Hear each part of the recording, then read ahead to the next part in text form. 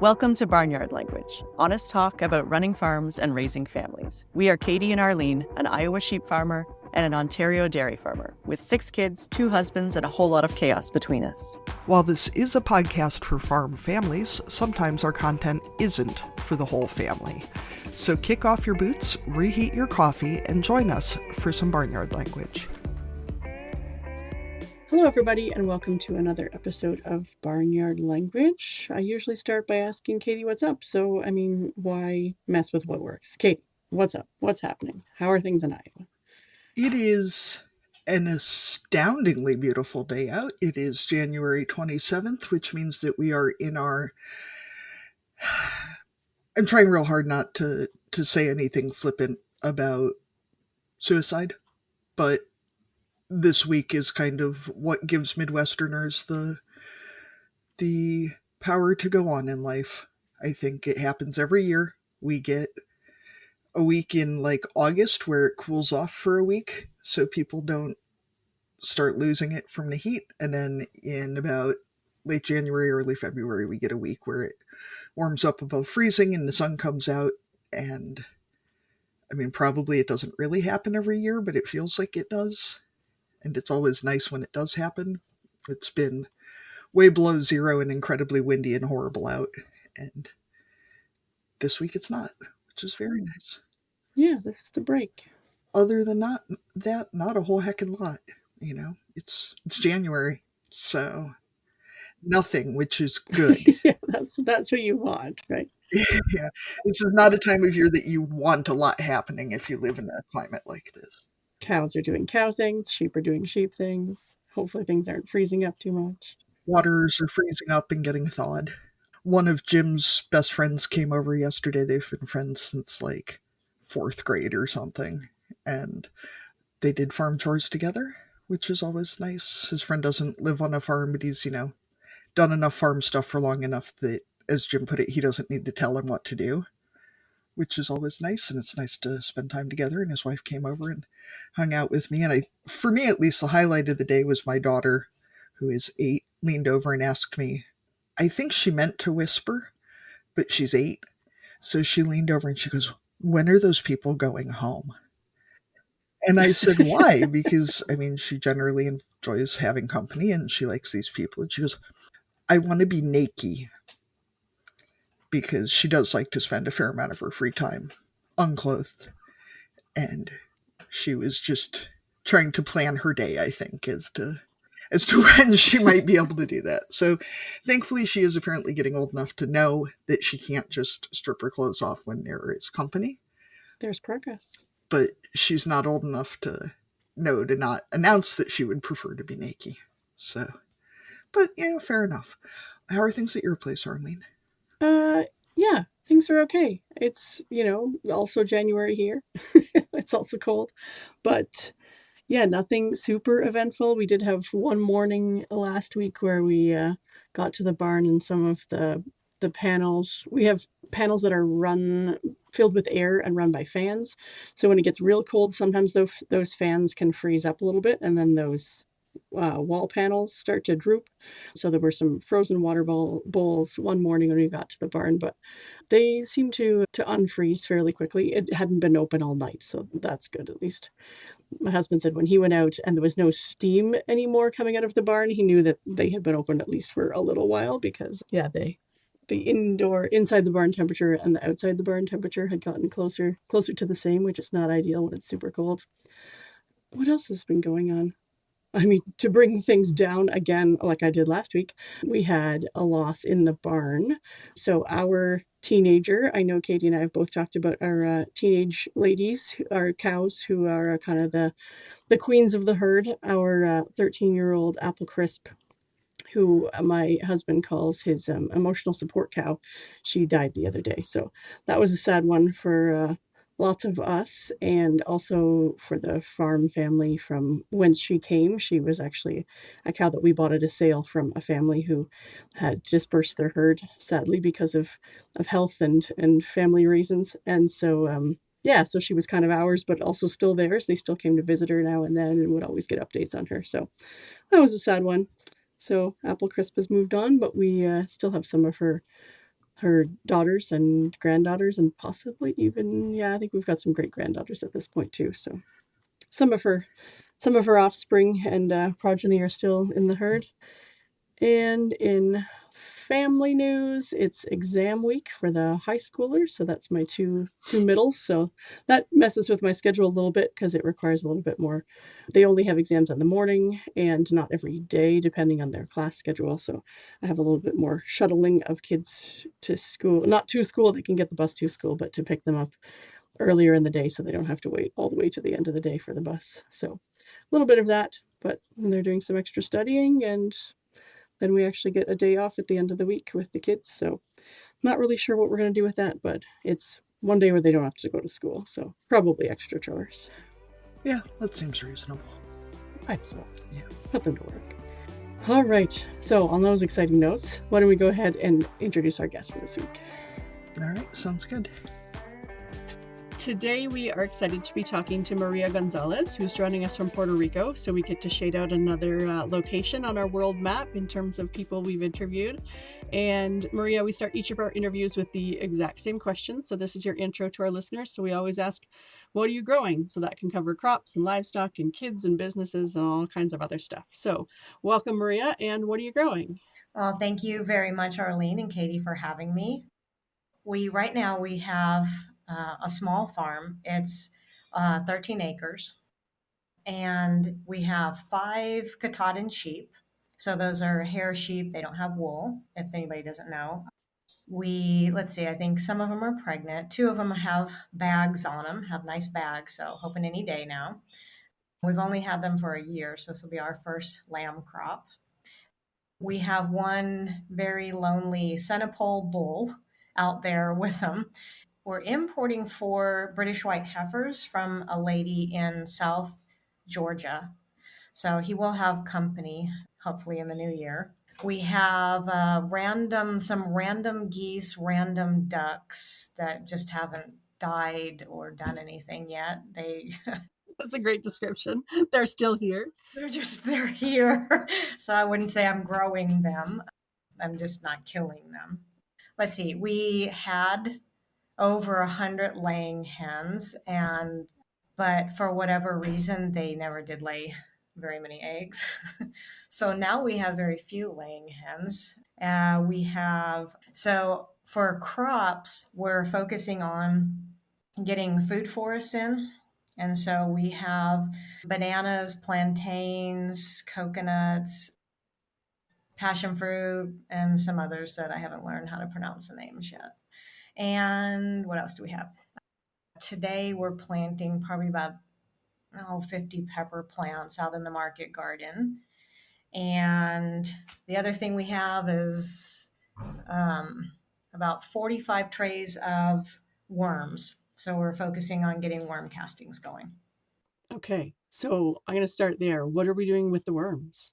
So the plan for the worms is to produce castings and worm tea for our use, and then eventually to sell as like a cottage industry type of thing. So what kind of worms are they?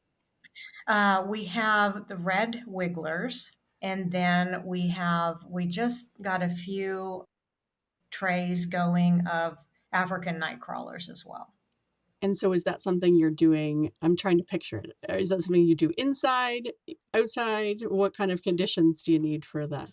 So we have a small barn / shed, not like the kind of barn that, everybody imagines a farm has. This is more like a shed. And in one of the little stalls, we have these concrete mixing tubs or trays, black trays that you could get like from Home Depot. In that, we have worms. And then we have a wooden holder or stand that holds 15 of those trays that my husband built. And so we have 3 of those. We have 45 trays. And so that's in our barn. So it's outside. And the barn has a roof. And then on the walls, they have plywood walls up to 4 feet, a piece of plywood. And then it's open up to the roof because ventilation is really important in the tropics. So in terms of like the food forest part of what you were talking about on your property, are those trees and plants that were already there when you moved there? Are you maintaining them, adding to them? What does that side of things look like? Our land was completely raw a year ago.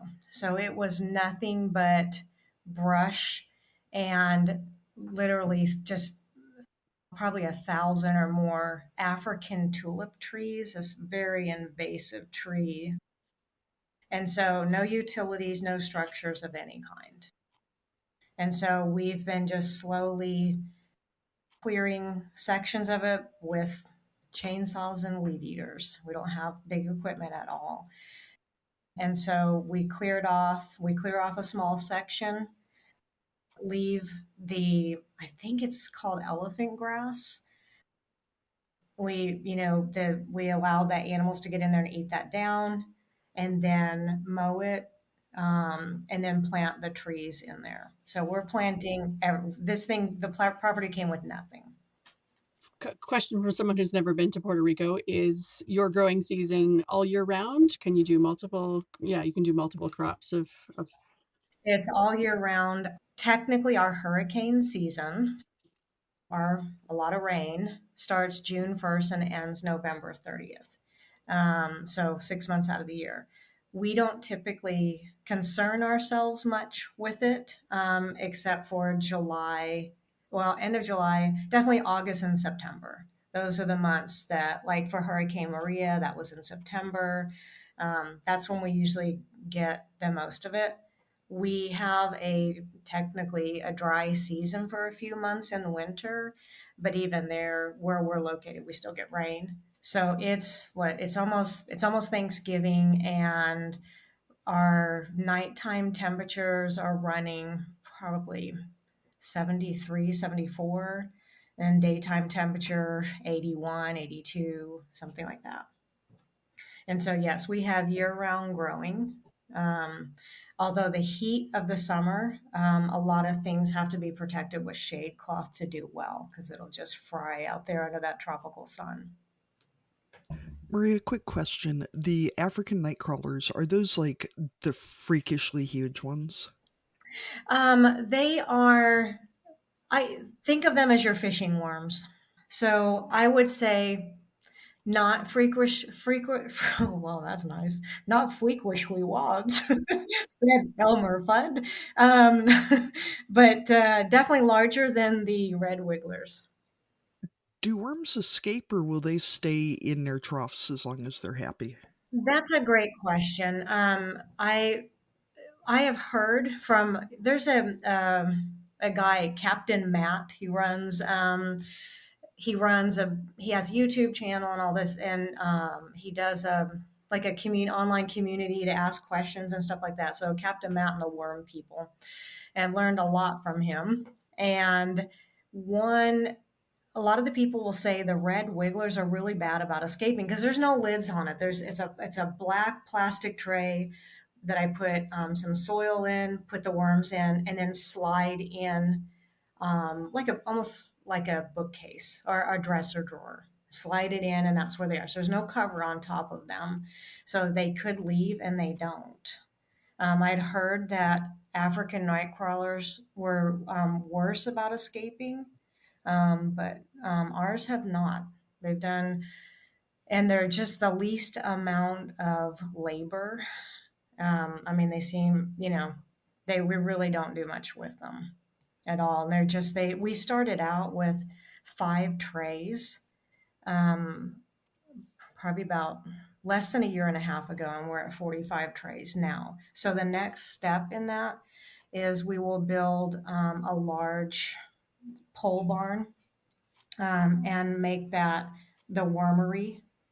And in that, we'll put in a system to start harvesting those castings. Right now, we've just been breeding the worms and going from 5 trays to 45. So we have not harvested any castings. So they're making castings because, of course, we all know castings are just worm poop.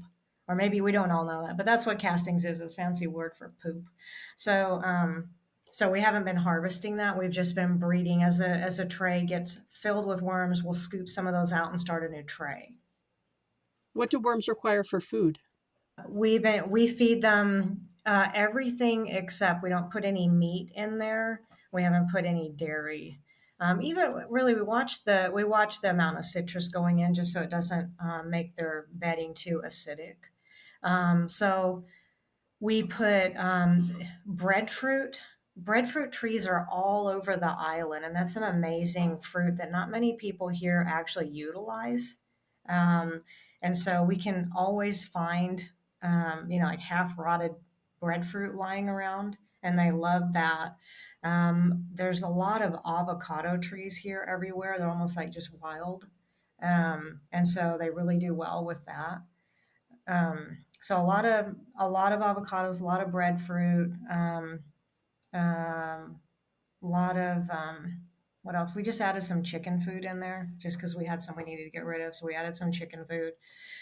So basically, your older vegetables, a lot of older vegetables, and then fruit. Oh, they really do. They have apparently they really like sweet stuff. So bananas, plantains, they just go crazy over that. I mean, you put something in and come back, and they're just all over it. So, was it last year, Arlene, we talked to the woman who raises crickets, right? And I had some questions for her about how noisy that many crickets is. And I'm wondering, does 45 trays of worms make noise? It seems like it would. Like maybe not nearly what a barn full of crickets makes, but When it's mating season, they tend to get a little loud, but not all the rest of the time. No, they're I'm real quiet. sorry. Yeah. Um Well, you asked, so no, there's no noise, no noise. They're worms, so they don't. no, I'm picturing, we raise cattle and we also have Katahdin sheep and we just put our rams back in, and knowing what the situation is like when you put the rams back in with the whole flock of interested ewes, I'm just picturing, I'm sure that worms do not react quite as enthusiastically.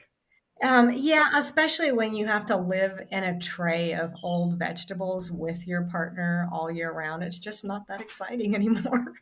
That sounds like one of those, when they do like those weekend marriage counseling challenge retreats or something. Like, here's a tray of old vegetables. Spend the weekend in here. See if you feel sexy afterwards. Like, Yes, exactly. That's it. So the worm, but it must be working because the worms just keep reproducing. So well, I suppose for them it's probably like being at like an all-inclusive hotel, like a worm equivalent of a hot tub and a fancy buffet, and exactly. Everything's just provided. They never have to leave the tray. All of their needs are met.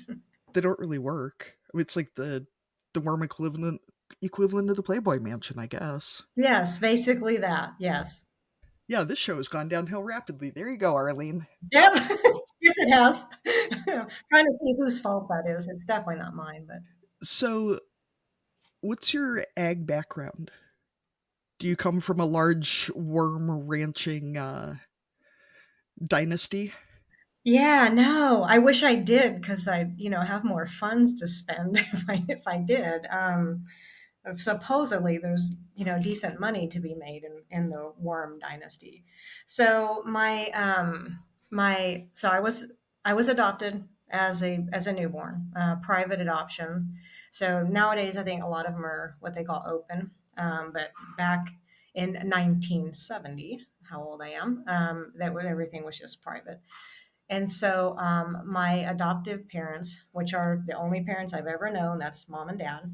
But my adopted dad was raised on a dairy farm in North Louisiana, and so he had an ag background, but he left the farm during college, and he didn't return to it until long after I was grown. Um, and it's kind of strange because I feel like I was born loving agriculture because I didn't grow up with it.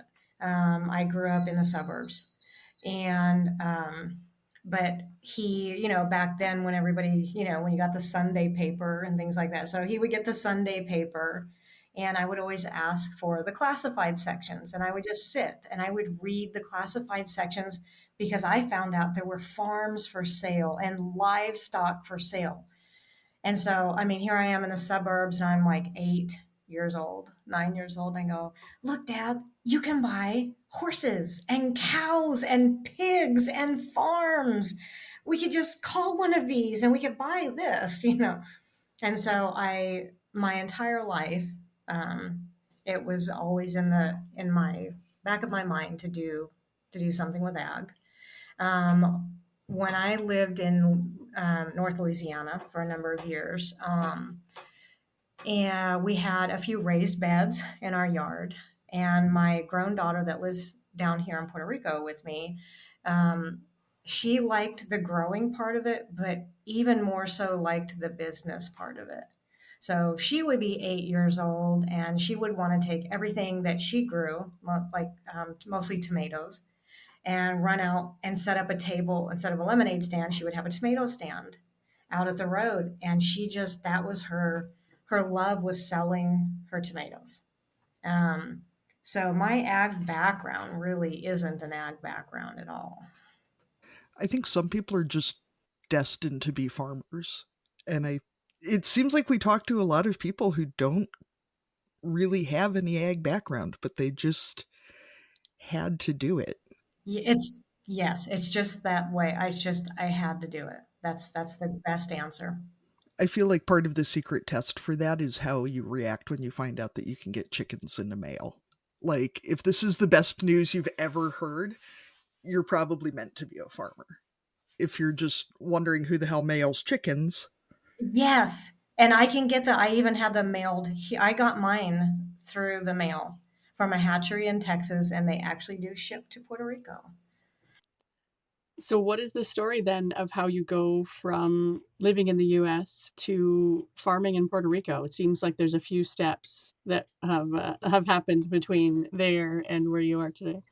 So I did not find out until I was, let's see, I don't know, in my 30s, that I was half Puerto Rican. So, because mine was a private adoption. Um, and so I wasn't really given any information at all.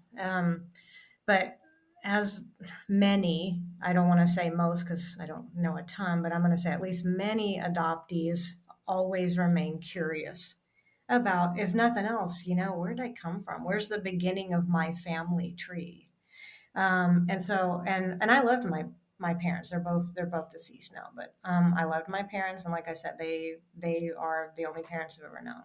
But I still, but and they always they were always honest. So I knew I was adopted my entire life, which was nice. It wasn't a thing to be ashamed of. It wasn't, they did the "we chose you," So I never felt like, baggage or something like that.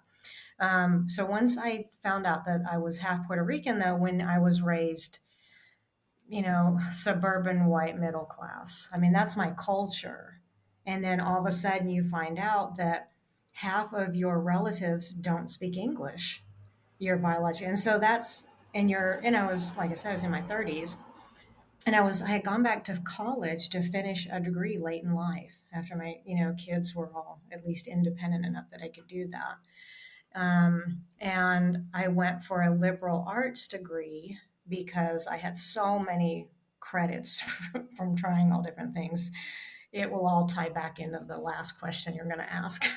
And so I found out that I could do 4 weeks in Puerto Rico for and get something like 4 credits for Spanish, taking classes down here and everything. So I made my first trip to Puerto Rico in 2008.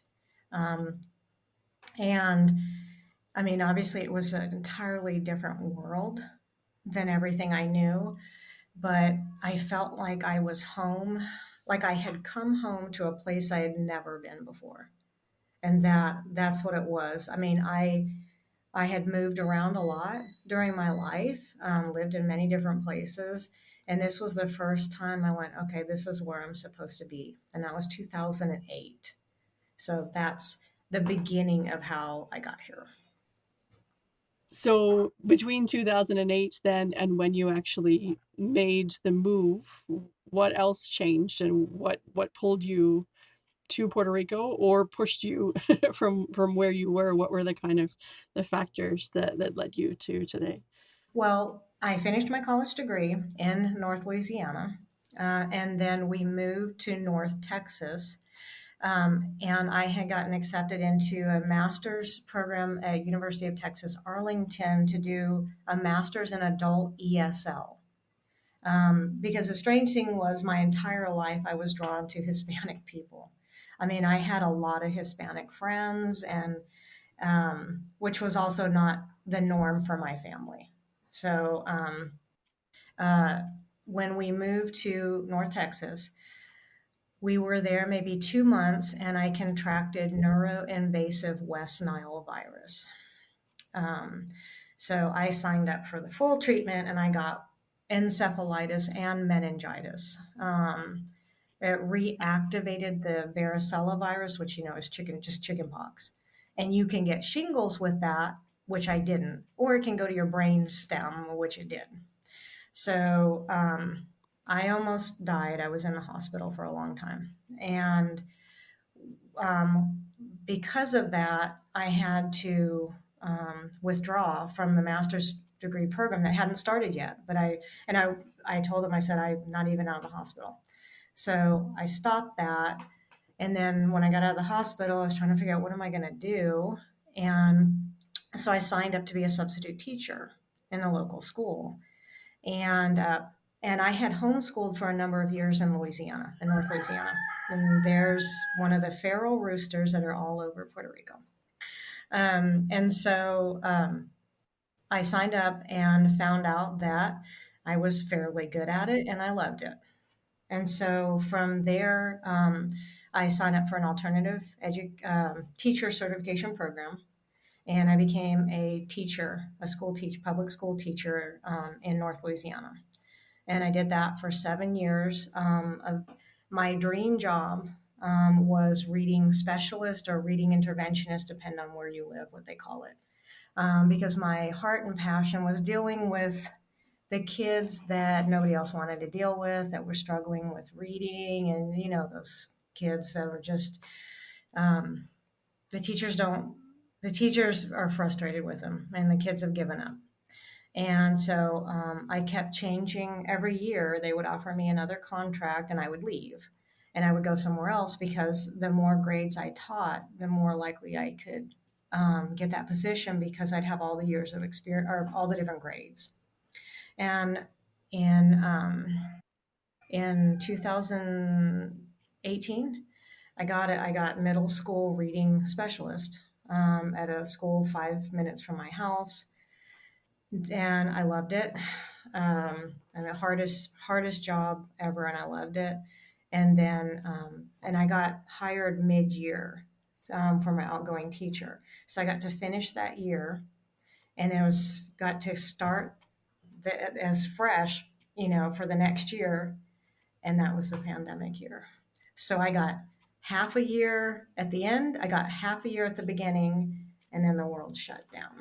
I would just like to take a moment of visibility for teachers and for specialists in under-resourced schools, especially, and I think it gets lost a lot. If we appreciate people, we don't have to pay them more. The work that teachers do, and especially resource teachers, is unbelievably important. And as the parent of a kid who has benefited from those resources, thank you, seriously. And school teachers don't make enough money, and y'all should be paid more. There's that. We see so much bullshit. At least Iowa is really backsliding in things like public education right now. And this teachers got a raise 5 years ago. What do they want more money for again? Because they could be making more money working at McDonald's. Okay, that's why. Yeah, you definitely don't go into it if you're looking for high salaries. Texas is pretty good. Now, all of their districts are independent school districts. And I was happy with my salary. I mean, and I know that it wasn't. I mean, if you add in, what happens is if you add in all the overtime hours that you aren't being paid for, and the smart thing is just don't do that.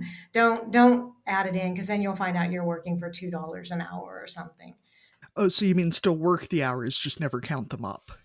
I was going to say, I don't know any teacher who's ever just not done it, because it's like farming. You don't get into it for money. Right, and there's deadlines, and those deadlines have to be met. If you can't meet them during the school day, then you don't have a choice. You have to meet them. And just like you said, for the under resource schools, I have only taught Title I schools. That's my choice, because those are where those kids are at. And honestly, the kids from the really, high income schools, those kids are going to be, for the most part, I don't want to stereotype everybody, but for the most part, those kids are going to do okay, regardless of their teachers. It's helpful if they have good quality teachers with passion, but if nothing else, most of the time their parents are going to make sure like homework gets done, grades keep up, and that kind of thing. And the Title I schools, they don't have that. Most of the time, they don't have that support at home for whatever reason. And so I only taught Title I schools. I've never taught anything else. But I miss it. I miss it every day. I still miss it right now. And I did teach 1 year in Puerto Rico. When we first moved to Puerto Rico, it was to a different island. So Puerto Rico has 3 inhabited islands. There's the main island where I live now, where my farm is. And then there's the island of Vieques. And then there's the island of Culebra. And Culebra is the smallest of the 3. It's less than 12 square miles. And that's the one we lived on during the pandemic. Our goal as podcasters is to create a program that makes you feel less alone as a farming, ranching, or homesteading parent, but we can't do it alone. Supporting Barnyard Language on Patreon helps us cover production costs and ensures the future of the show, but you'll also gain access to exclusive perks and behind-the-scenes content. Your support enables us to continue bringing you the thought-provoking conversations and inspiring stories week after week. So if you find value in what we're doing and want to be part of the Barnyard community, head over to patreon.com/barnyardlanguage and choose a tier that suits you. So most people's pandemic plan wasn't move to a remote island. So how did that become your plan? Yeah, so right. And my husband and I bought a really rough 5-unit commercial property on Culebra in December of 2019, not knowing, because I'm not a news watcher and I don't.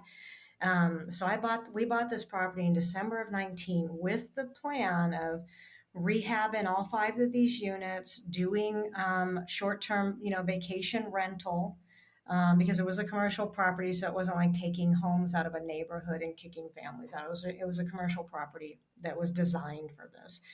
We were going to fix it up, and it would be like our retirement. So we went out there in March of 2020 during my school spring break. And right before getting on the plane, my then teenage son said, "Oh, I hope you can get back. There's this big virus thing in China. They said it's going to be a pandemic." And my answer was, "You watch way too much news. You and your stupid conspiracy theories. I'll be fine. See you in a week. Love you." And then we all know, the world just shut down while we were there. It just went nuts, of course. And Puerto Rico was one of the hardest places because it's an island and people here run scared. They run scared of everything for good reason. Medical care is really low here because after Maria, they just had an incredible brain drain where so many of all the professions left. And so the medical care is really dicey here. And so everybody knows if, no matter which side you land on the pandemic, because it's more political at this point than anything, but going back to the beginning of it, not what we know now, but what we didn't know then. And people here were terrified because they were thinking, if we get sick here, it's going to rapidly spread through the island. Most cities don't even have a hospital at all. They don't even have a hospital. And then of the cities that have hospitals, a ventilator, there might have one working, one maybe. So that's what people here were faced with, of knowing, if I need a ventilator, I'm dead. I'm not going to get one. And so people were terrified. And so they acted accordingly. And we were on the smallest of the islands, and that island is only accessible by charter plane or by boat. So they have a ferry, and so our island, the then mayor took all of the orders of the Puerto Rican government and then decided he had the power to make our island's orders more stringent than the main one, because we were smaller and we had no access to anything. And so, like, nobody was allowed off their property every Sunday. You couldn't be off your property at all, couldn't be on the street. There were police that just patrolled the little island. The rest of the week, only one person from the family could be off the property at a time. There's two little tiny mom and pop grocery stores, really small. I mean, the size of a 7-Eleven or a little smaller. And one person would be allowed in there. They went up to like 4 people at a time in the store. So there's a long line outside. They take your temperature, you wash your hands, do the whole thing. You could grab a few items, then out you go. You were limited to what you could buy. 1 can of that, 1 can of that. To get to the main island, we didn't have Puerto Rico driver's licenses because we didn't actually intend to move there at that time. So we weren't allowed to. They said, at first they were saying they wouldn't even let us off the island at all, like we couldn't travel. Then they said, if you leave, you cannot come back. So we ended up staying for 5 months. I finished the school year online, like most everybody did, which was sad because I never got to say goodbye to my students. And I'm the kind of teacher, I'm really bonded to my students. I'm the sarcastic, funny, really high standards in my classroom, but I'll take a bullet literally for you. And so my students and I were close. And so I finished the year.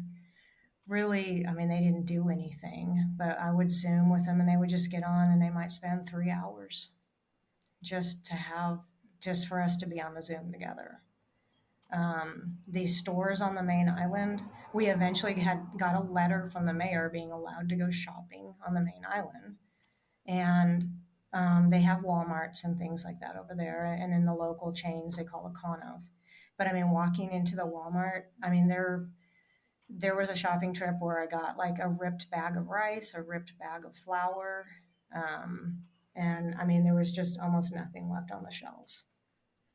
So you were living in a property that you had eventually thought you were going to rehab, but I'm guessing there weren't any supplies that you could access in terms of actually doing any of that work. And that probably wasn't the plan for your trip either, right? It was just to kind of see what things were like and Yes, it was to take inventory and things like that. So um, there's a Home Depot on the main island. In fact, we lived near it. And but they were closed, for a long time. And then once they reopened, there would be lines outside where they let a few people in at a time. Eventually, we got permission to go from the mayor of our little island to go to and get some supplies. And so we were able to start doing things. They had curbside only pickup for a long time, so we couldn't get any paint mixed. So yeah, we needed 2 colors of custom paint, couldn't get them. And then also Amazon does deliver in Puerto Rico, but on the little island and during the pandemic, it was running about 5 weeks on Amazon Prime to get a package. So I actually, I think a lot of the sellers hadn't caught up with Puerto Rico yet, so I was able to order a 6-foot ladder and some cement, and so and some chicken wire. So we were able to start doing some things and slowly started rehabbing those properties. And eventually we finished all 5 of them, set them all up as Airbnbs, and then I went to teach school. So I was running the computer side of our business. So we lived in one of the units, and then Airbnb the other 4. And so we were making a decent salary off of that. Once they were all rehab, I had a website, and I handled the computer tasks and taught school. And then my husband got a job with the local ferry company. And so he was over there. And so we did that for a year. And then that desperate need to go to agriculture, I said, I can't, I'm done. We rehab, the business is successful. It's time to go. And so we sold, and we took the profit off of that. After paying the mortgage, we took the profit off of that and bought land and then bought a HUD repo house near the farm. That is a lot of transitions in not many years. Yes, and I'm doing my best to condense it, and I'm just like, okay, I could leave out those 10 parts, and I can't believe my own story sometimes. I mean, I'm just like, Mm-hmm. So you had a teenage son still living in the US at the time, and was your daughter there as well? yeah. So they both lived with me. My daughter was already grown and living with me and working and doing a part-time community college. And then my teenage son lived with me, half with his dad, which was only a mile away. And so when we got locked down in Culebra, it took me a couple of months to get permission from the mayor to go get him. So that was the hardest part of the whole thing. I still carry guilt and trauma, I think, from that. He is very lightly on the spectrum. I mean, he's never been diagnosed. But I know he is, and he does this stimming, still when nobody's looking, and he struggles with, his black and white rigid thinking and lack of social skills and the whole thing. And he's insanely smart. I mean, standardized tests, show up half asleep, do it in 45 minutes, get a perfect score on all parts. So that's a blessing in a way, because he's more out of sight, out of mind. So mom's not here. He was okay. I mean, even though he's lived with me his whole life, he's kind of like, yeah, okay, well, she's alive. I know it. I talked to her. And so I had a much harder time with it than he did. But eventually he started really getting depressed, like all the teenagers did. And so the mayor eventually said, all right, we're going to let you go get him and bring him here.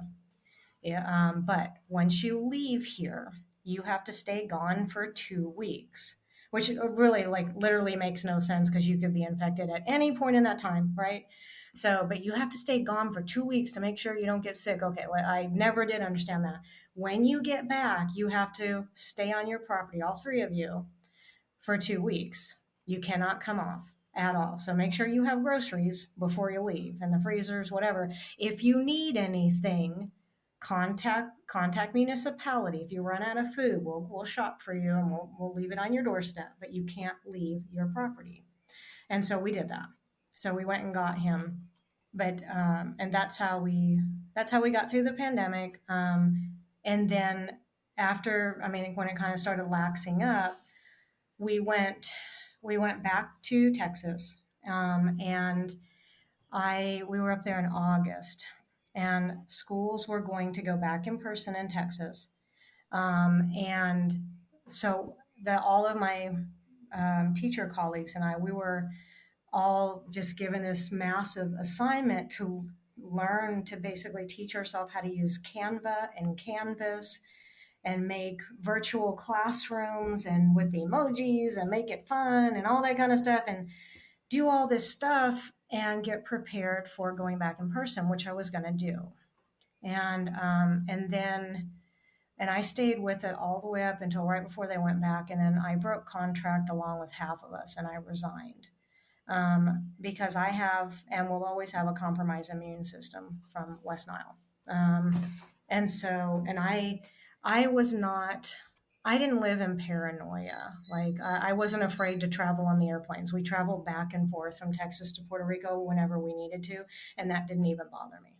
So I wasn't paranoid, but I was also I said, okay, I know I have a compromised immune system, and it was, of course, we didn't really know what was going to happen. Like, what happens what will my body do when I catch it? Because we're probably all going to catch it. And eventually, I did, but way past the time. I went all through the pandemic without getting it. And they said, well, no worries.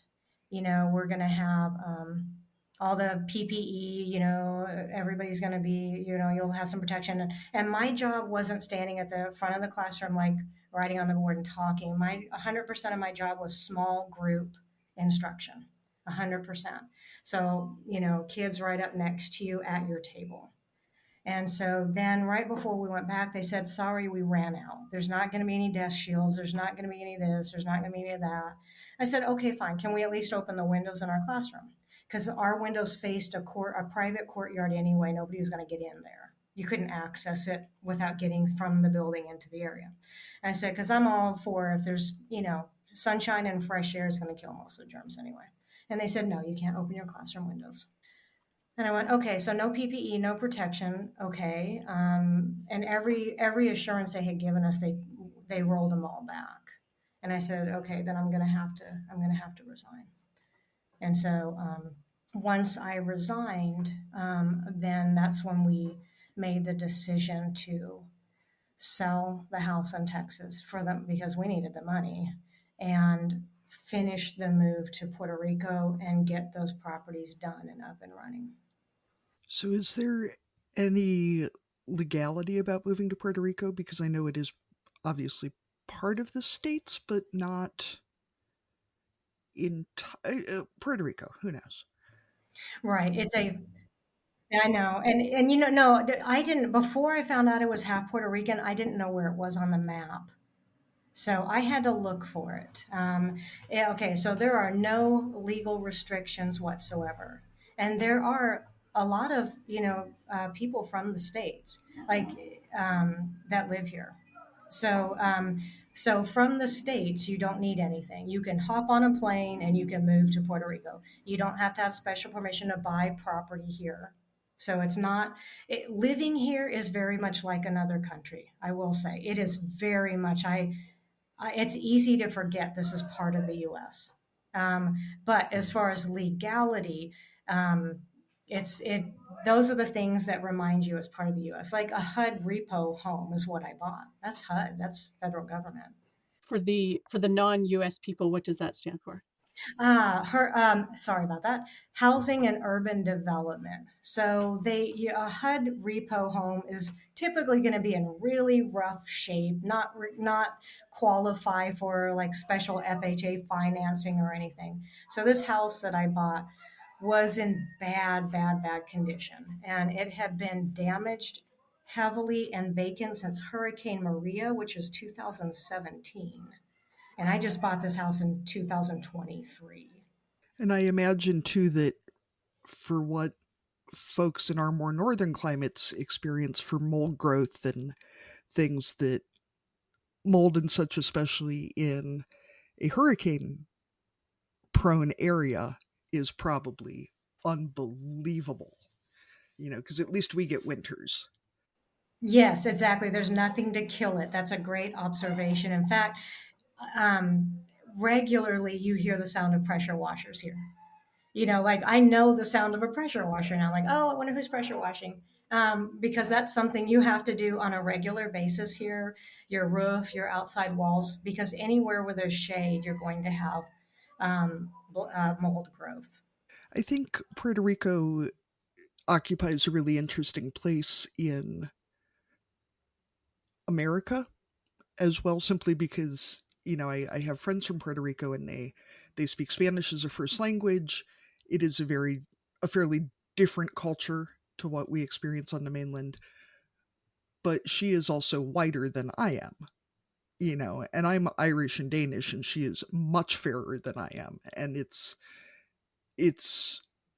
interesting how people here react to that, because it short circuits a lot of people's brains that someone could be from a place, speak Spanish as a first language, be white, and be an American citizen.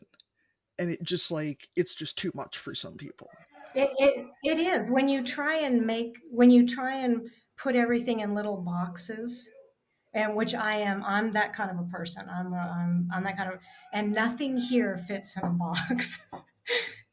And I am, after being here for almost 5 years full time, I'm finally broke down enough to not on every hour on the hour trying to put everything in a box. It's taken me that long, because either you get to the point where you can do that, or you have to go back to the States, because you're not going to change things here.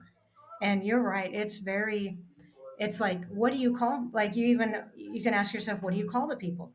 Because, like, I can say I was raised to be an American, okay, but people here are American citizens, so that's kind of offensive, you know. But what do you, so like the locals here will call everybody from the States a gringo or a gringa, and they don't, it's not necessarily an offensive term. I mean, it might be, depending on, how nice of a gringa you are.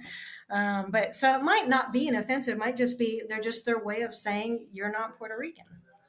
So I'm half Puerto Rican, but because Spanish is not my first language, I'm a gringa. And so, yeah, they're American citizens, but especially since the brain drain, most bilingual people move to the States, because a teacher here, at a, let's say a private school teacher here probably makes around $1,000 a month. A public school teacher, when they pay you, because I had to fight for most of my paychecks when the year that I taught for the Department of Education here in Puerto Rico, um, you're lucky to get 2,000 a month, and that's for certified teachers. So it's not like they just are not certified. But most people here or at least in my sphere, most people don't speak English. When I first started coming here in 2008, I was mostly in the San Juan area, and most of the people in my sphere were bilingual. But here, very few people speak English. It's very 1 out of 10, maybe, or maybe 1 out of 20. And so, yeah, it's very, very different. And you're right, the culture is extremely different than the States. Well, and I imagine too that the Spanish spoken in Puerto Rico is not the Spanish spoken in Texas either, is it? Because it's And nope, rapid fire. Rapid fire. They cut out letters. They have a lot of their own expressions, their own vocabulary words. My husband is actually Guatemalan, born and raised, but he's fully bilingual. He came to the States, I don't know, 1988 or 89, and so he's fully bilingual.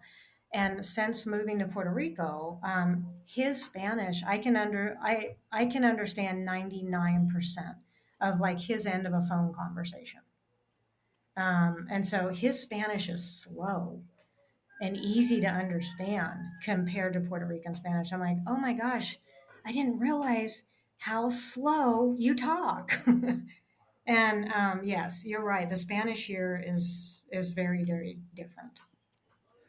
so the other thing, I'm skipping ahead a little bit, but one of the things I've noticed to be the most unexpected but biggest change traveling internationally, and this is ag related, is how different the food is. And not, in like a, well, this is Mexican food kind of way, but just Americans, and I'm going to guess Canadians, I'm just going to lump you in with us, Arlene, eat a lot of meat compared to anywhere else in the world. really. So I'm wondering how your diet has changed, especially with having all of that. I mean, Texas has good produce, but Puerto Rico to have all this fruit growing in your backyard um, has got to be. I'm in Iowa in November. Okay, I'm already looking forward to that. Like, Right. And I'm in shorts and t-shirts right now, and I'm starting to wish I had a fan on. so how is that? How's that changed how you cook and how you eat? And I love that question because when I first moved here, I thought that's the way life here was going to be. I had this fantasy because I'm good at operating from a place of fantasies that don't come out. So I had this fantasy of, tiptoeing through the jungle, picking fruit off the trees. Oh, I'll just have me a little bit of pineapple. Done with that, let me pull a banana off the tree. And that is definitely not the way it is. The the produce here is extremely limited. When I just went back to Texas a couple of weeks ago, because my son is 20 now, and I see him every few months, so I'll fly him down usually. And but he needed somebody to go in and help him. He had money saved up for a car, but he had never gone through the car buying process. And so I helped him get a car. And so I went up there and spent time with him and helped him get a car. And the walking through like Whole Foods, walking through Walmart, they have so much better produce than what we have. So down here with this amazing growing season, and especially where I am, plenty of water. So water's not an issue. Sunshine's not an issue. When you go to the store, like if you go to Walmart, you're looking through the produce and you're just trying to find something that's not rotten. I mean, I feel like, I'm at I don't know, just somewhere where they're tossing out vegetables and I'm hoping to find something I can use. Low quality, low variety, because agriculture, Puerto Rico was, agrarian society for so long. And then when U.S. manufacturers came in and set up pharmaceutical companies. And that was the job to have. In fact, being in agriculture was seriously a step backwards. Like, do well in school so you can get on with one of the pharmaceutical companies, and I guess if you didn't do well in school or you're, somehow lower quality, you might go into agriculture. So agriculture just stopped here. And even now today, Puerto Rico is importing 85 to 90% of their food. So they have estimated that we are 1 week away from having no food on the island in the event of a major disaster, like the pandemic. I mean, the pandemic, walking around and there's just nothing on the shelves. I mean, you're grabbing literally whatever you can find and you're going to eat it because that's what's available. It's really scary. It sounds like it's a lot like what we experienced here in Iowa, which has some of the richest soil in the world. Not the same growing season, but if you can't grow it here and you should be able to grow it here, with climate and that, it's because you're not good at growing stuff.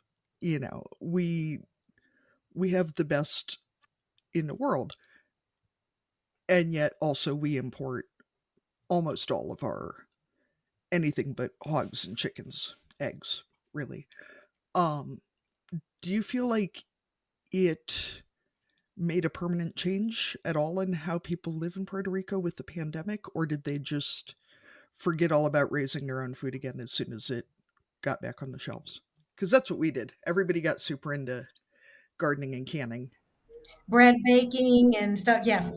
During the pandemic, we couldn't find yeast here at all. Couldn't find yeast. And actually, I have to say, now I've always loved to bake, always. But even I got back really into bread baking, and now I bake most of our bread, and now started getting into sourdough. And so a lot of people went right back to just buying what's on the shelves, but there's a remnant of people that have not gone back, and they're really pushing for agriculture. I see Puerto Rico communicates by and large via Facebook. I mean, I would say 90% of their communication, be it political, be it um, utility outages, everything's via Facebook. That's their platform here. And so there's a lot of groups, there's a lot of younger people, that are really pushing for agriculture and to get back, because like you said, I mean, we should be able to grow. I mean, mango trees grow wild here. They're just everywhere. They don't take any work. The same with avocados, the same with bananas, plantains. I mean, things just grow. And but land is, just like in the States, is very expensive here. And especially when you're talking the poverty rate of Puerto Rico, which is way higher than the States. Our poverty rate is higher than Chicago. So to put that into perspective, so you're talking the average young person and there's a lot of people like my daughter's age that want to farm, and they have no access to land. There is a lot of land for sale in Puerto Rico, a lot of vacant land, but it's expensive and most of it's unusable due to the topography. So when you go to look for a property, they'll say something like varied topography. That means it's not usable. That's just their word for it's not usable. Then they'll say semi flat. Semi, that is a normal thing here. Like if I were to call, I go, okay, so in Spanish, of course, how much is semi flat? And that usually means that they took those literally cliffs, um, they got a dozer in there, made a couple of flat spots big enough for a small cement house, and then they listed it. So for ag, it's almost completely. So there's not a ton of usable ag land here. And in a lot of the flat land, because we spent months looking for a bigger farm. We were going to try and sell this and get more land. And we spent months going the entire island, north, south, east, and west, everywhere. And we eventually just gave up. It got so frustrating because everything we would see was misrepresented. And then and if it is flat, it's in a flood zone. So, of the property that you have, how much of it, I mean, you're saying some of it is going to be in trees, which I'm assuming you could probably have slightly more varied terrain, but in terms of being able to produce food on your land, is most of it productive, or are there sections that you can't use either? Yeah. So out of the 13 acres, I'm gonna say three of it is where the year-round spring is. And we just, whenever we're talking about our land and we're on it, we just call it the rainforest, even though, I mean, it's only a few acres. It's a long strip that runs across one side of it, and there's trees, and we're going to go down there and we're going to clean out the spring a bit.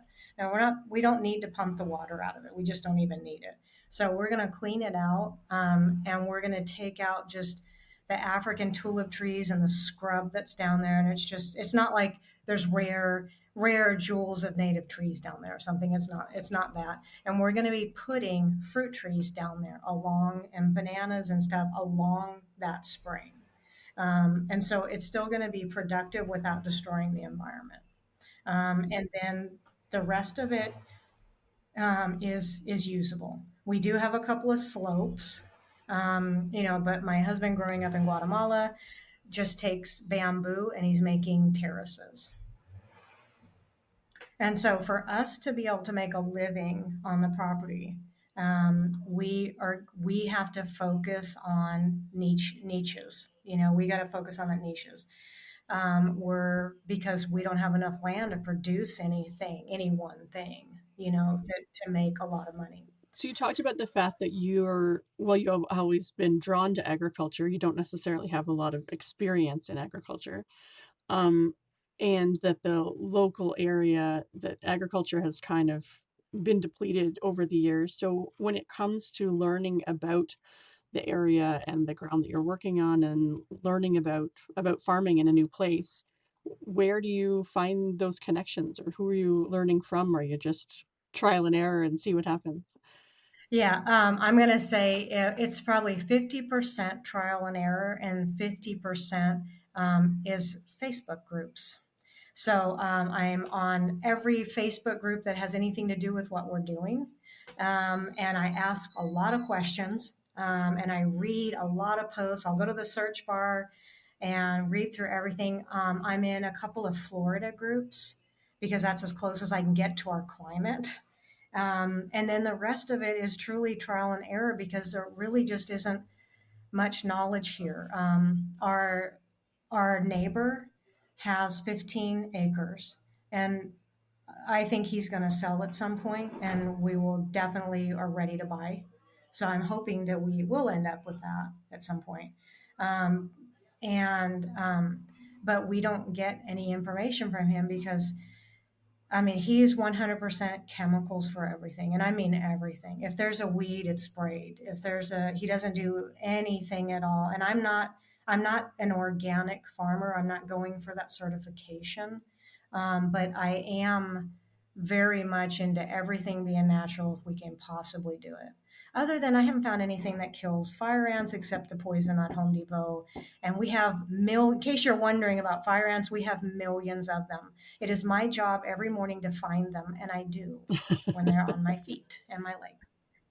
I mean, out of the three of us, I'm the one that gets in them every day. And so, but otherwise, we use as much natural as everything. Um, and he doesn't. And so, and he is like he has honeybees and he has zero flowers on his farm.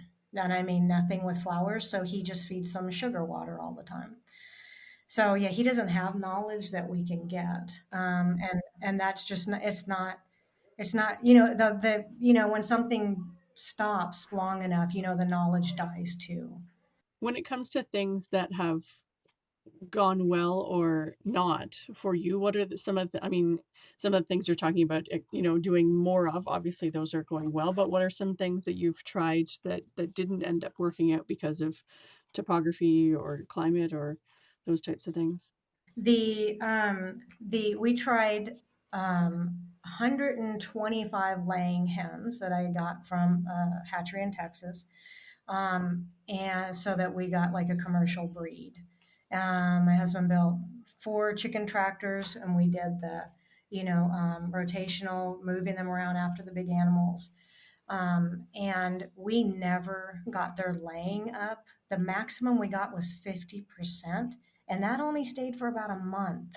And then it dropped down to like 10%. We were feeding them fermented food. We were, with as high a protein as we could get here in Puerto Rico, which was 17%. We couldn't get any higher than that. We were rotating. They had water. He added solar lights to their chicken so that they had more light. We did everything we possibly could. We just kept going back to, okay, let's try that. Let's try that. Let's try that. We never got them over 50%.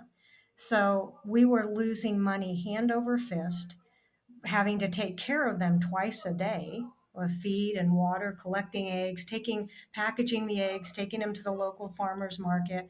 We were just losing money and the amount of labor that was going into them. And so most of them went to freezer camp. Some of them got sold on Facebook. And then the rest of them, I wished them well, released them from their pen, and gave them the Hunger Games sign, and off they went. To join the rest of the feral chickens. Yes. I said, you know what? If you can live, more power to you, but don't come to me for anything. You're no longer my kids. I say, and if they're anything like our Muscovy ducks, Maria, they're out there just reproducing by the millions. And that's what our ducks are. Our ducks are Muscovies because I didn't want to listen to them quack all the time. So. Yeah. I have one Muscovy and one Pekin who are enjoying a very civilized relationship in the chicken coop.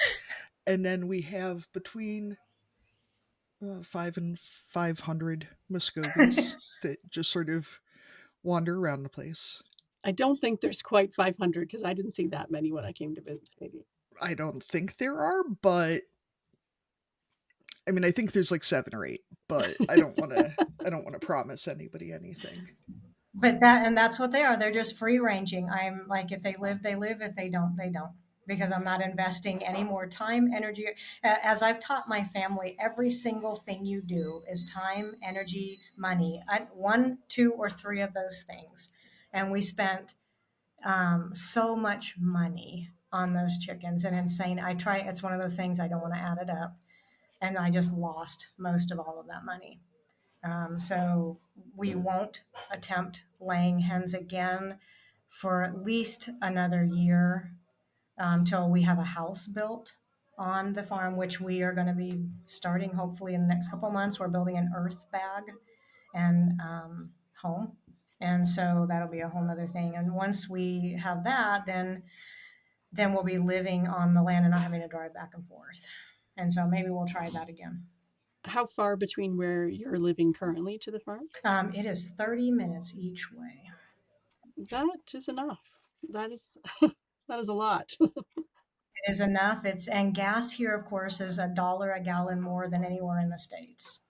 Because everything's imported. So it's that drive is gas, is time, money, and energy. Yeah, that's right. Those three things. Yeah. Yep, all three of them. And so anyway, that's our biggest loss. Is I was looking at my notes. That's our biggest loss. And once we made the decision to stop and say, okay, it isn't working. We've done everything we can with the chickens. It's okay to just say this didn't work and stop the drain. And once we did that, it really helped us refocus on what is working and get back into it. Because I mean, farming, you either accept the losses and you keep moving, you learn from them, or you move forward, or you quit, you stop, you get out of it. And I think being honest about the things that aren't working is a huge piece of it, right? You don't have to keep doing something and keep throwing money at a problem if it's not working for you. So, yeah, knowing when to cut your losses and try something new or give up on that thing is huge. And that was tough for me. That was a challenge for me. I had to embrace what we call poco a poco, which is little by little. I had to embrace that everything isn't going to work. It doesn't make you a failure as a person. It doesn't make the whole farm a failure because one part didn't work.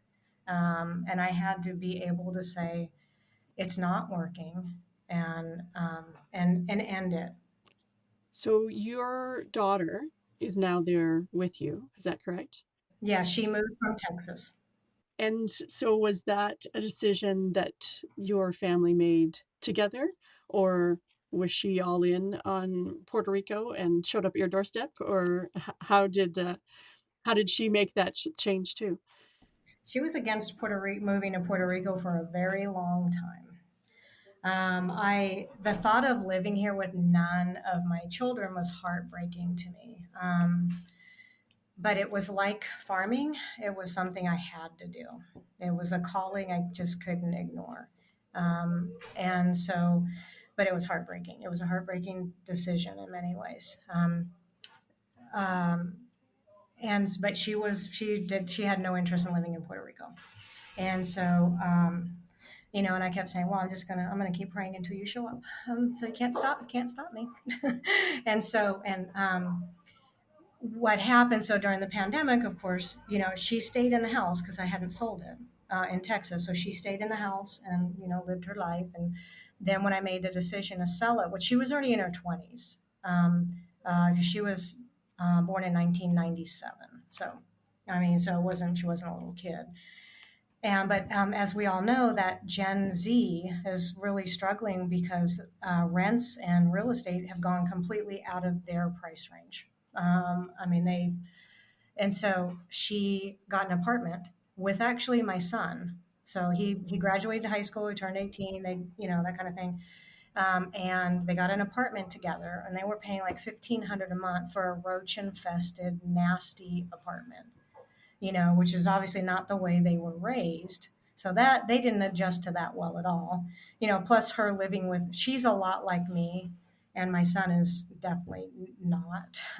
He's that, can't find the ketchup bottle in the empty refrigerator right in front of him kind of kid. And so they didn't go do well. So they got rid of the apartment. And that's when he went to live with his dad, and do whatever it is he's attempting to do right now. So I love my son though. He's figuring it out. Yes, he's doing it. And so my daughter then joined us in Culebra. She got on with AmeriCorps Vista, and they were in Culebra. Nice thing about being a U.S. territory. So she was able to earn money from that. Plus, by then, our Airbnbs were up and running, and we gave her all the cleanings. So my husband worked at the ferry company. I taught school. She did all of our cleaning. So she was doing well living with us and doing that. And then when we sold everything and moved over, she's still with us. And then she decided to finish her bachelor's degree. So she enrolled in Oregon State University for their online agricultural sciences. And so that's where she's at right now. So she helps us with the farm every day, plus working on the house to get it ready for sale. And then she's finishing her bachelor's degree. She cannot get like a local job in Texas. She always had a job in retail, and while she was doing community college, but she's not bilingual. And there's no positions for somebody who only speaks English. It's just not a thing. So, and so she's unable to get a job. So she's getting free everything living at home. And then, I'm giving her a few dollars a week, and that's it. So she's not, this is a real struggle for her. And she has my blessing to go back to Texas. Like I don't do the guilting mom thing. So like if this life is hard, and living in Puerto Rico is the hardest place I've ever lived in my life. It's really difficult. Just the basics are difficult. And so she knows if she wanted to go back, that she would have my blessing to do that. But so far she's sticking it out. So she's here by choice. But part of her motivation is, if she goes back to Texas, she's going to get another, roach infested apartment. She's not going to be able to afford anything. And, at least the house that we live in now is all fixed up. It's clean, it's comfortable, and all that kind of thing. Minus the fire ants, but you take care of those. Yes, exactly. Right. As we're there 5 minutes, and I go, ow, and she goes, already, Mom. Really, and she goes and gets a fire ant killer. But yeah, and I will say her age. So she's 27, and she contributes a lot of great ideas and problem solves. Like that's her. She helps with the labor too. She's out there sickling elephant grass and digging and planting and covered in all mud, and because we all know it's just mud, and so she's out there working, but her biggest contribution is her problem solving and ideas.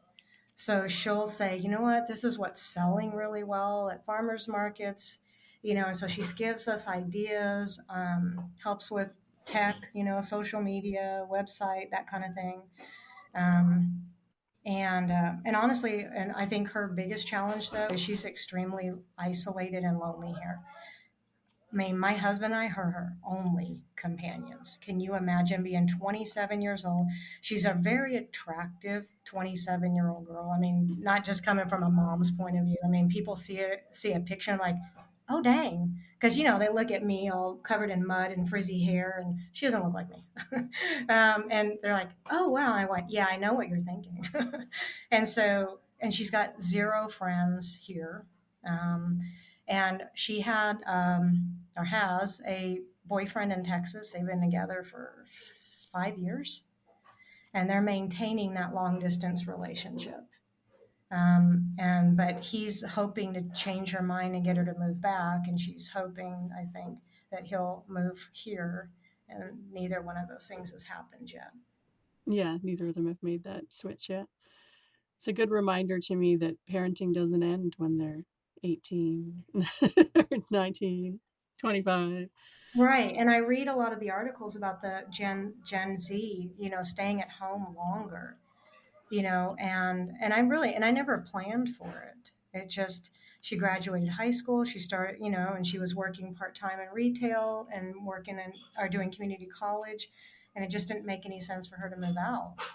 Um, and so starting a farm in another country where we're not bilingual, I speak a lot more Spanish than she does, and I read and write it fluently. Um, and but starting and dealing with a level of stress, and then my dad died suddenly, right before Christmas last year, and it's just so much. Um, and mother and daughter, two independent, and we get along surprisingly well. We really do. We butt heads occasionally, but we walk away from each other. But we pull in the same direction. We're going in the same direction. We all want the farm to be successful. We want it. I mean, for our ultimate goal is to learn everything we can about growing and raising in Puerto Rico specifically, and pass that information on in workshops. I mean, my husband's Guatemalan, Spanish is his first language. So he can lead those talks. So our goal is to be able to spread that agricultural knowledge once we have something to spread. I mean, we got to have some success, more successes. And then also, there's a university nearby, and we'd like to start a food pantry in the university because we've gotten wind that a lot of those students, I mean, they barely have enough money for mac and cheese, and to be able to have just a small food pantry where they can go and get some. I'm getting a first homeschool group is coming up in the next month or so. And I'm going to do a lesson for them on, combining math, science, literacy, and with ag. And so and that may be a series of lessons depending on how it goes. Um, so eventually we'd like to have tours and have it set up enough where agro-tourism, because even at 13 acres, that's big enough for an hour walk. Um, and so um, my daughter and all three of us, my husband, my daughter, and I, all share the same vision of what we want to do, and that's what's keeping us going. Is we're all pulling in the same direction, even if we butt heads sometimes daily, maybe, on how best to get there. But we all have the same goals in mind. Are you willing to talk about how the move and multiple moves and building the farm and all of those things has impacted your relationship with your husband as well? Yes, we actually got divorced while we were here. We had only been married. We got married in October of 2018. You did a lot in the last 5 years. I know, like there's, and yeah, I can't. I'm gonna make sure you ask that last question because if not, I'm gonna ask myself. And so I got married in October of 2018, and he was a new Chevy dealer in Texas, and I was a teacher. Um, and just a real quick, you remember the teacher salary thing? I had no idea. I had never dated anybody who was in car sales. I assumed, oh, car salesman, you know. And what he made as a salary was of no interest to me. I knew he had enough to pay his own bills. So I mean, but like, um, we had been, I think we might have even been engaged already before I knew what he made, or we had been dating for a while. He was making darn near twice what I was making as a teacher. And he came here, you know, from nothing in Guatemala. And I'm like, you, sir, are the problem with. I mean, how in the world are you making twice what I'm making? You sell cars. And so he was successful in his career. He'd been there 13 years. He was salesman of the month more often than not, being bilingual and being naturally, outgoing and everything. So, um, and then I was at my, in my happy place teaching school. And so, and we had everything in common. We, went kayaking and camping and fishing in Texas and all of that kind of stuff. And then my mom died suddenly in Seattle only a few months after we were married. And then the pandemic happened. I mean, we had only been married 14 months when we bought the property in Puerto Rico. And then right after that's when the pandemic hit. So we instantly lost all of our all of our friends, our careers were over. We moved. And we had no foundation. I mean, we had, we're newlyweds when all this happened. So we hadn't been like, oh, you're going to be okay. You've been married 20 years. You know how to get through things together. And in Culebra, we were so incredibly isolated. When you're talking a 12 square mile island with no access on or off except the boat. I mean, and we were working to rehab those units as fast as we could. So we were working 7 days a week, 16 hours a day to get those things so we could get an income going. So we worked to the point of exhaustion. All of that together, that pandemic, that constant change, not having any support system in place, leaving everything we knew, it just destroyed us. We weren't friends anymore. We didn't like each other anymore. We didn't trust each other's hearts anymore. And so when we made the decision to sell and move to the main island, I'm actually the one that decided ultimately to file for divorce. Living in the same house as strangers and not quite as enemies, but darn close to it. I felt like I'd rather just live the rest of my life alone, rather than live alone with somebody else. And we didn't have any, like I said, support to even help us through it. And so we got divorced in December. Our divorce was final on December 14th.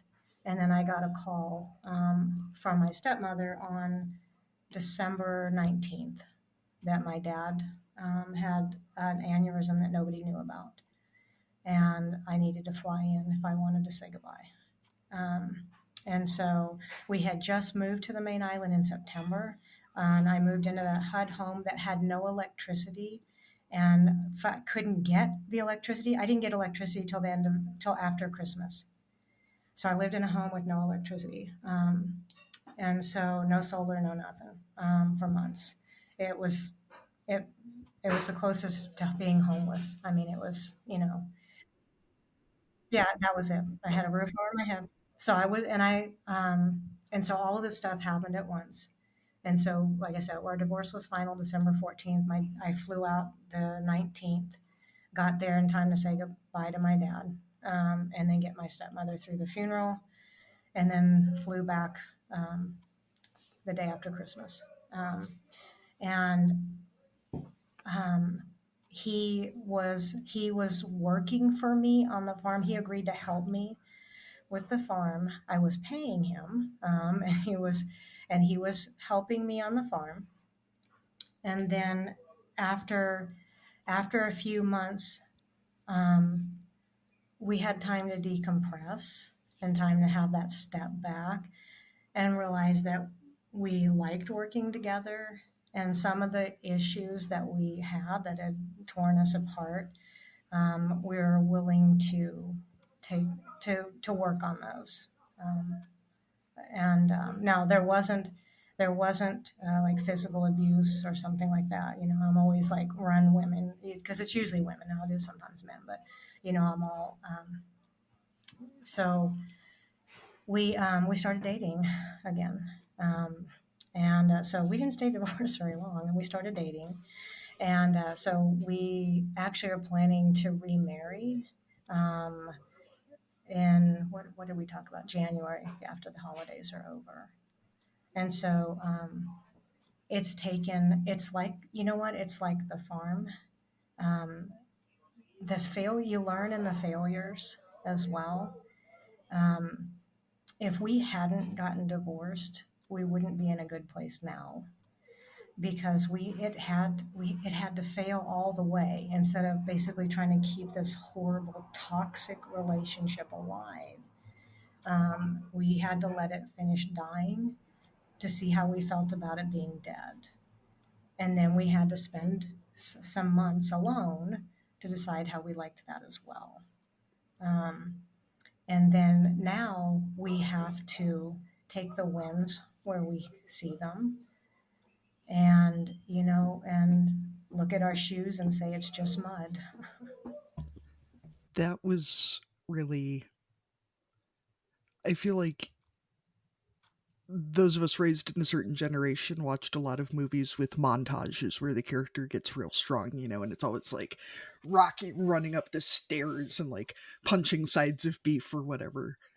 And I don't know what sort of movie montage, like moving during a pandemic with your husband and then somebody dying and then, getting divorced and somebody dying and all of this would make. And interspersed with a whole lot of scything, lots of tropical grasses, I think. And a lot of worms. Like, I feel like worms maybe are not super photogenic, but you really went all the way in wiping that slate clean and just sometimes you have to just blow that shit up and start over. And what you just said about accepting that it was dead, seeing what it was like for it to be dead rather than just, kicking it down the road, which, sorry, dear, if you're listening to this, is what marriage can feel like sometimes. That you're just like, I can't deal with this today, so we're just going to stay married because I can't deal with anything else. And we really do our kids a disservice by not teaching them that that is a normal part of relationships. There are, no matter how happily married you are, there are still going to be days that you would rather not. But you really did the thing, didn't you? Yes, I really did, and this was the condensed version. It really was. I need to know though, did you cut all your hair off or like give yourself bangs or anything? Because I feel like that's the one thing you missed. During the pandemic, oh my gosh, I did worse. I desperately needed, a haircut. My hair grows. This is how long it is right now, and I want it cut. So my hair is I have the 50% of me that's Puerto Rican is in my hair. So it just stays kind of, frizzy. Right. And now you're living in a very humid place. Oh yeah, yeah. So I have it down just for this, but normally it's up away from my face and everything all the time. And so I did worse. I let my husband cut my hair. That's why they got divorced, Katie. That was it. That was the final straw. Was this while you were in the process of a divorce or like? And we went to Texas, I don't know, like a month later, one of the trips, because for a while there we were flying back and forth. And they actually had, an open salon. And I went and she said, "What happened to your hair?"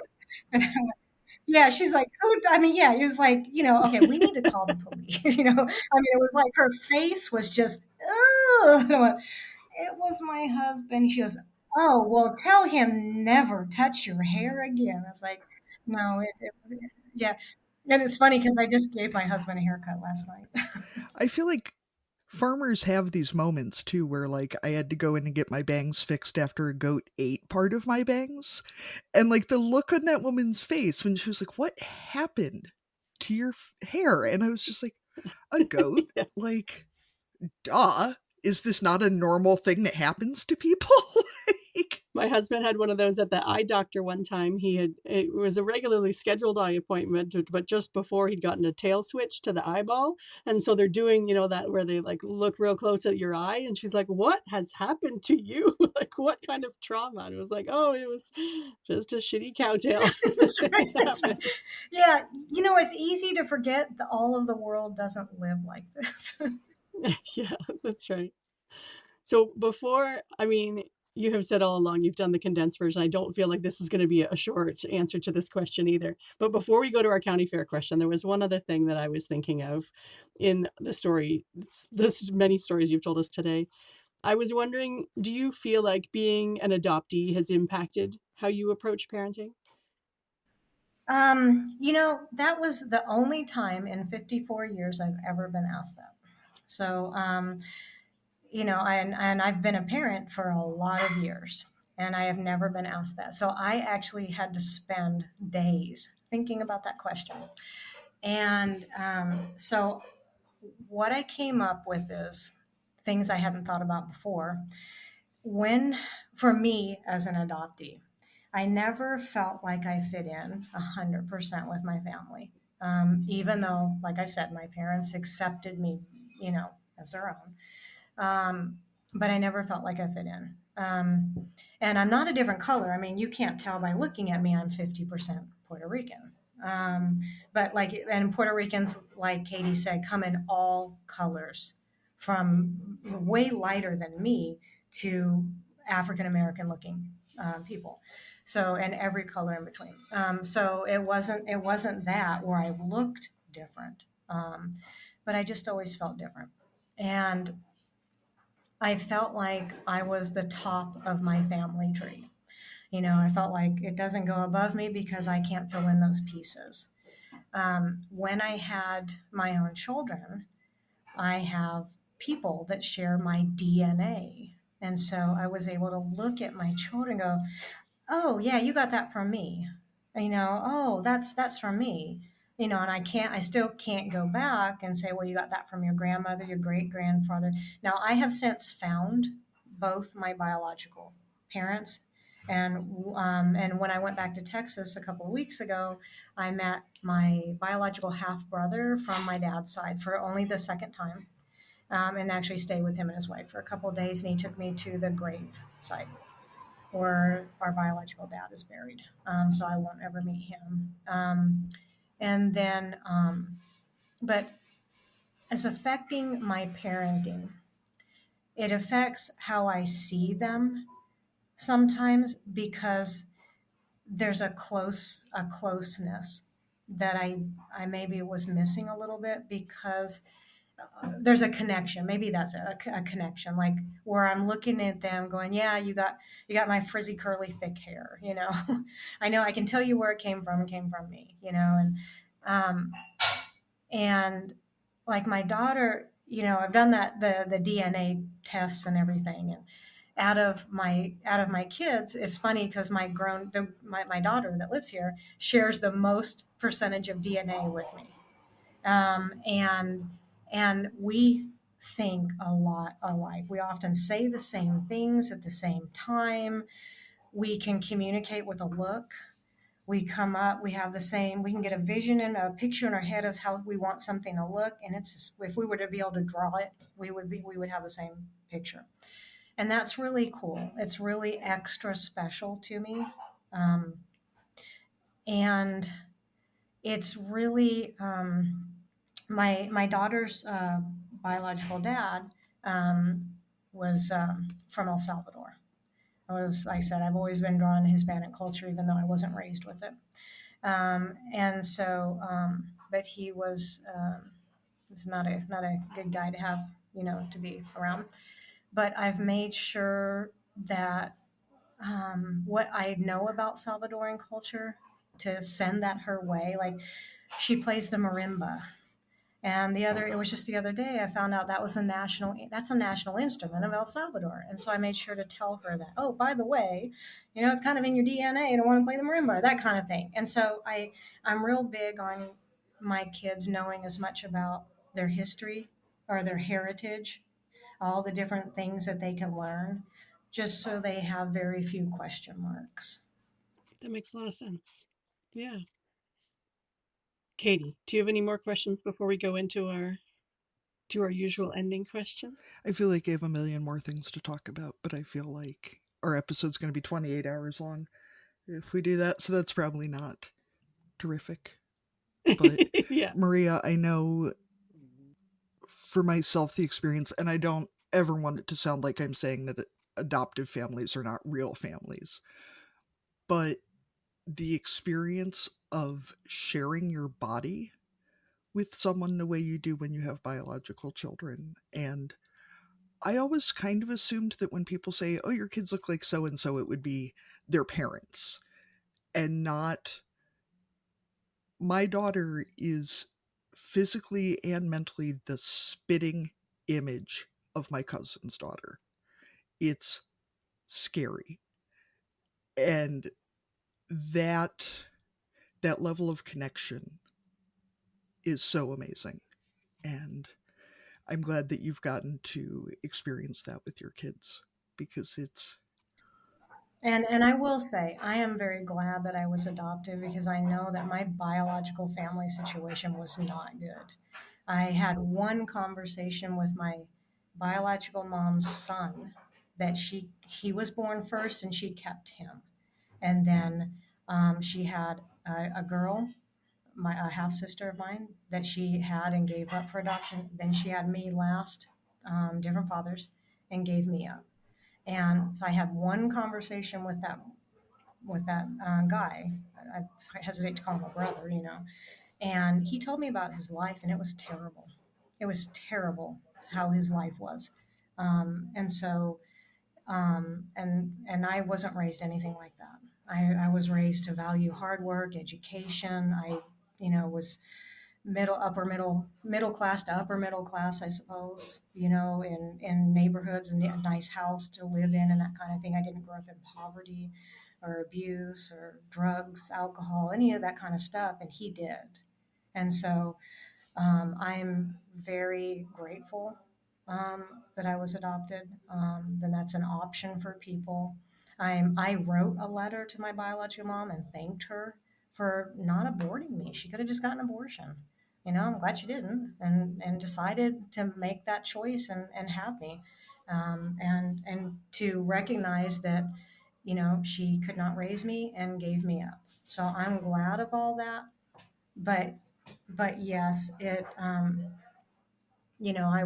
for anybody adopting children, I hope that most of them, I think a lot of adoptions are a lot more open now, though. And I think parents maybe are recognizing that those kids may grow up with questions and want answers and want to be able to find people. And it's not a rejection. It's just people want to know where they came from. Well, and just the experience of seeing a human who looks like you is incredible. And It really is. And having other relatives say, even when I was growing up, because I wasn't treated like an adopted kid, so they might say things. And when I became a teenager, middle school, how mouthy and rebellious, and which was my favorite grade to teach. And so, but people would say to me, "Oh, you look like so and so," and I would fire back, "No, I don't. I don't look like great uncle, whatchamadoodle, because he's not really my biological relative. So there's no way I look like him. I didn't get that from him." And so, yeah, it's really cool having people that share your DNA. okay, well, on that totally lighthearted note, we ask all of our guests if you were going to dominate a category at the county fair, besides surviving a tremendous amount of chaos and change, and apparently coming out the better for it. Besides that, no fair using that. A category at the county fair, what would it be? Categories can be real or made up to ensure that you win. Yeah, so mine would be chasing squirrels.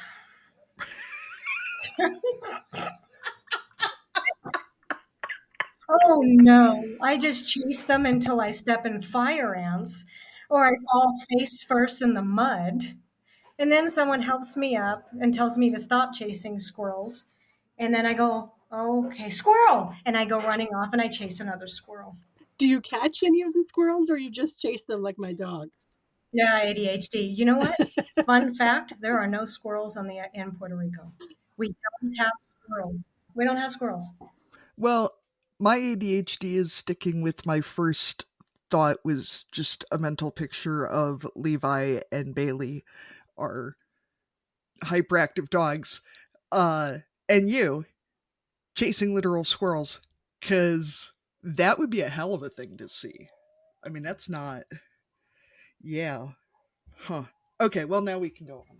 Oh, I love it because Arlene is sideways. And so, Maria, also, while Arlene gets herself sorted out, when you said that you leave your daughter the cleanings, my first thought was like afterbirth livestock cleanings, because that's what cleanings means in my head. And I was like, wow, lucky girl, getting all that, getting all those placentas.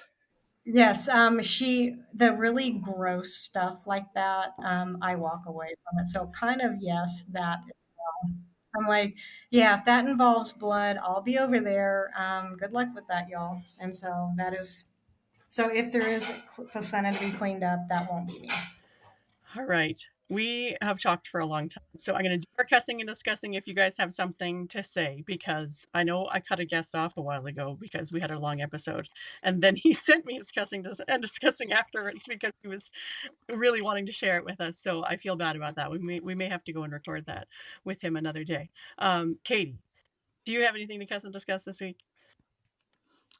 Have I ever not? No. I think maybe once I didn't, actually.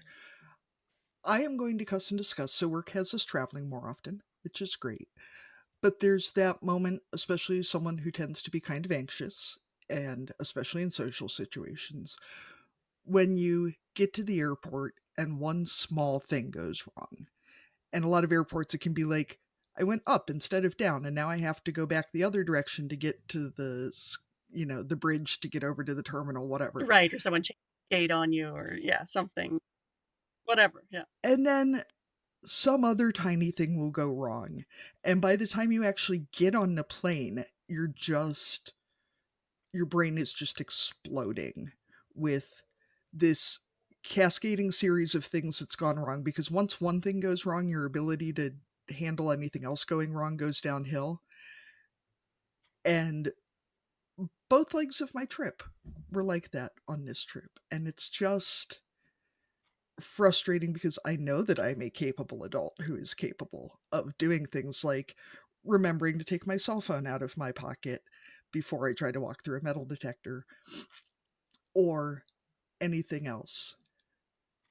But it's sure as shit hard to remember that when you're in the midst of people staring at you because you're the idiot who just took out everything except your cell phone, put your cell phone back in your pocket, walked through the metal detector, and now you have to be swabbed for explosives because now somehow you're the lucky number person who, despite TSA pre-check, has to be swabbed for explosives.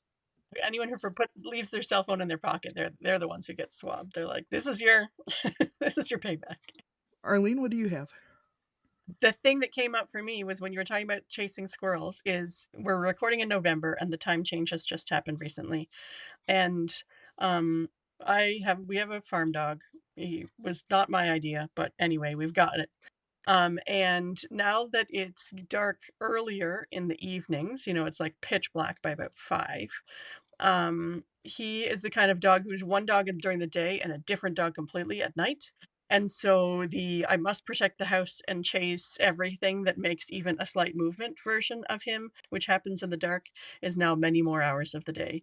And that version of the farm dog, I'm always a little more worried he's going to like run out onto the road, or which he doesn't do very often. But if chasing a squirrel or what could be a squirrel down the driveway catches his attention and then someone drives down our dead end road, he might go after it. And it's just, I don't like nighttime dog, but then he also is a Jack Russell, needs to burn off energy, so I can't keep him in all night either. So one of our solutions, a genius for people if you have a nighttime dog like ours, is we have bought those light up balls off of Amazon, and you can play fetch with those, and then the human doesn't lose them as easily. The dog still does, but you can usually at least follow the path of the ball. So light up dog balls, they're good. Yeah. Maria, what do you have to cuss and discuss today? I'll go with the lack of the government, everything governmental here. Nothing can be done online. Nothing. Um, Everything is in person, multiple visits, long lines. Phone numbers don't work. They haven't for years. If they do work, they ring 3 times and they go to disconnect.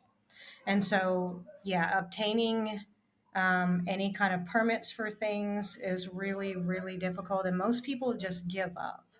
I mean, it's really, really, really difficult. So that is my cuss and discuss is that when we go to start building the house, it's not going to be easy. It's not going to be pretty, and it's going to be another.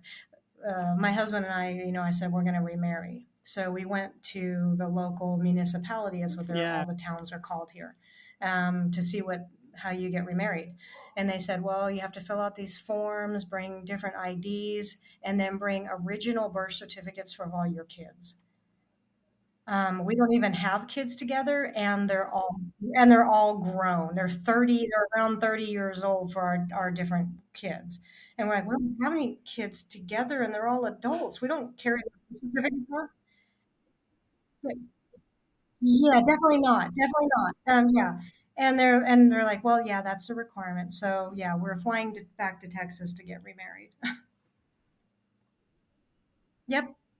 It is bizarre. And we're like, why would what do our like 30-year-old children have to do with this? That's bizarre. Yeah, I guess so. I don't know. So yeah, anything government related to the government here is just crazy. Yeah. All right. Thank you so much for joining us today and for being so open and sharing your story. If people want to follow you online, where should they find your farm? And I'm excited to see progress on this cool house once you get the permits eventually. So where do we find you? So it's Finca, because this is our farm name is in Spanish. It means new creation farm in Spanish. So it's Finca, which is FINCA. And then the second word is Nueva. So NUEVA, and Creacion. So CREACION. And we're on Instagram, Facebook, and we have a website. I was posting something little almost every day until we started looking for another farm. And we spent a couple of months doing that and only just recommitted to, blooming where we're planted and staying here. This is where God put us, and we're just going to make it work. We're going to do whatever we can with it. And so if somebody checks us out and they'll be like, oh, they're not even active anymore. No, it was just, we were having a pity party for 2 months. And actually our first post will be today because somebody's from the homeschool group is coming out to talk about our collaboration. And they said they want to help, do farm work. So we'll make a post today, but we would love the followers. And I try and answer things really quickly. So that's great. Thank you so much. It was great to meet you, and the conversation it was great. Thanks. Yeah. But thanks a lot for having me. I loved it. Thanks again, Maria. Thank you for joining us on Barnyard Language. If you enjoy the show, please support us on Patreon with a donation. Big thanks go out to our show editor, Krista Paffrath at the Rural Podcast Network. Please rate and review the podcast wherever you listen and follow the show so you never miss an episode. If you want to connect with other farming families, join the private Barnyard Language Facebook group. We are always in search of future guests for the podcast. If you or someone you know would like to chat with us, get in touch.